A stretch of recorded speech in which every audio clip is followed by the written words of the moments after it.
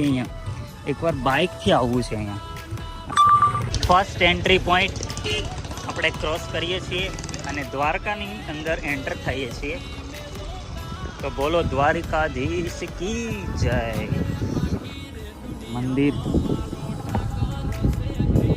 Guys, traffic તો જો પહેલેથી આખી ટ્રાફિક ફૂલ જામ છે.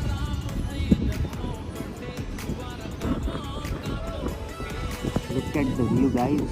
જય દ્વારકાધીશ.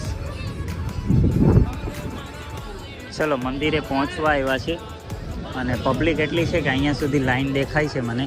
તો દર્શન કરવામાં 1-8 કલાક તો વહી જશે આપણે, પણ ટ્રાય કરીએ જેટલા જલ્દી દર્શન થાય એટલું, કેમ કે આપણે સુદર્શન સેતુ પણ જવાનું છે જ્યાં હું ક્યારેય નથી ગયો.